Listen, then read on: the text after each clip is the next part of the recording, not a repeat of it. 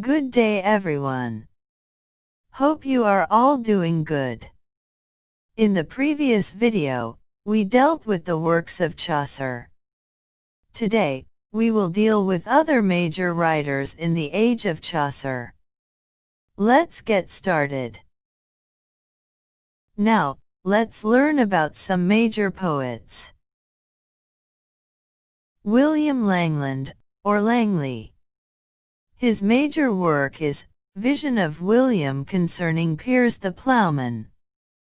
It appears in three forms, called the A, B, and C texts respectively. The A text is the shortest, being about 2,500 lines long, the B is more than 7,200 lines, and the C, which is clearly based upon B, is more than 7,300 lines. It is a Middle English allegorical narrative poem. Written in unrhymed, alliterative verse divided into sections called pauses or steps. It contains the first known reference to a literary tradition of Robin Hood tales. The poem, a mix of theological allegory and social satire. It concerns the narrator or dreamer's quest for the true Christian life in the context of medieval Catholicism. This journey takes place within a series of dream visions. The dreamer seeks, among other things, the allegorical characters Dowell, that is do well, Dobit, that is do better, and Dobest, that is, do best. From the personal passages in the poem, it appears that the author was born in Shropshire about 1332. The vision in which he saw Piers the Plowman probably took place in 1362.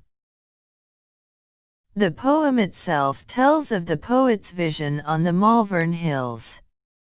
In this trance he beholds a fair feld full of folk, that is, consider it as a weighing scale.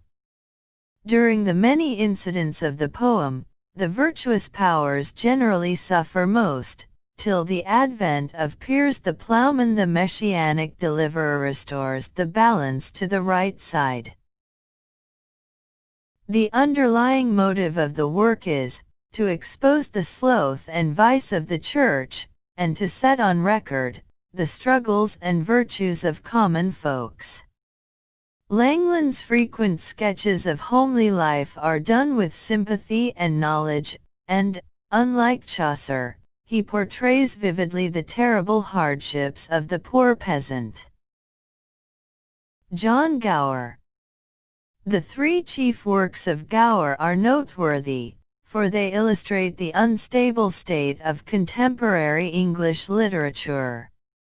His first poem, Speculum Meditantis, is written in French, and for a long time was lost, and it was discovered as late as 1895. The second, Vox Clamantis, is composed in Latin. The third, Confessio Amantis, is written in English at the king's command according to Gower himself. In this last poem, Confessio Amantis, we have the conventional allegorical setting, with a disquisition on the 7 deadly sins, illustrated by many anecdotes.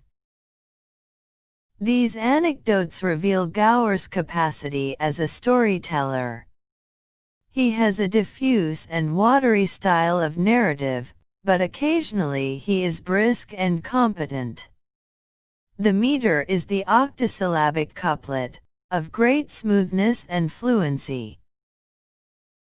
Next poet is John Barbour. His great work is his Bruce, 1375, a lengthy poem of 20 books, and 13,000 lines.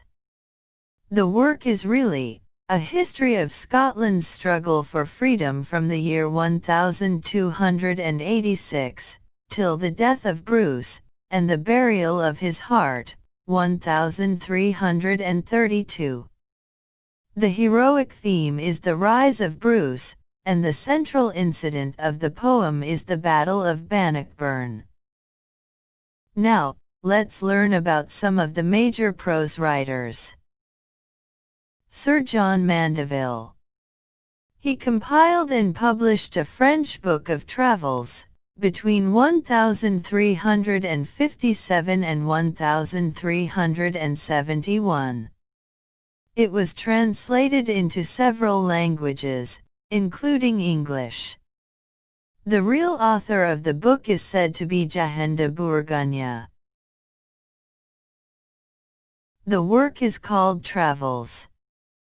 It is a compilation from several popular books of voyages, including those of a friar Odoric, of an Armenian called Hitam, and to a very small extent of the famous traveler Marco Polo. The travels are full of incredible descriptions and anecdotes, which are set down with delightful faith and eagerness. The style is sweet and clear, with some colloquial touches, and the short narrations freely dispersed through the text, tersely phrased and accurately gauged in length, are rendered with great skill. The Travels of Mandeville presents an interesting departure as a prose work, written for amusement rather than instruction. John Wycliffe, or Wycliffe. He was an active controversialist. He wrote many Latin books in support of his revolutionary opinions. He issued a large number of tracts and pamphlets in English.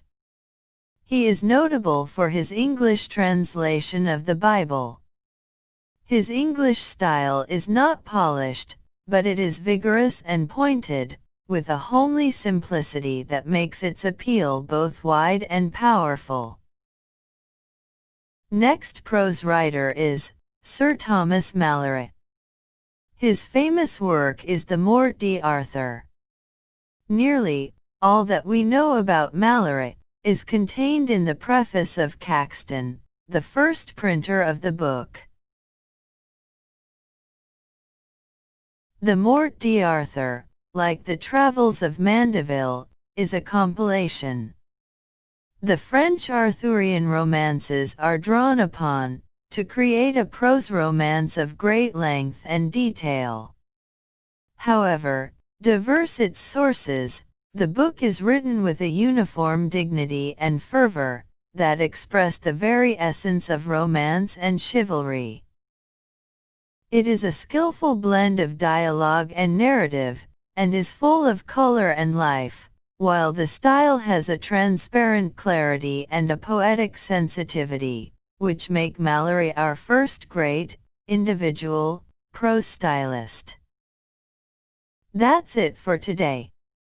Hope the content was useful. Stay tuned for more videos. Remember to like, share as well as subscribe to my channel. Keep learning and growing. Let's grow together. Thank you.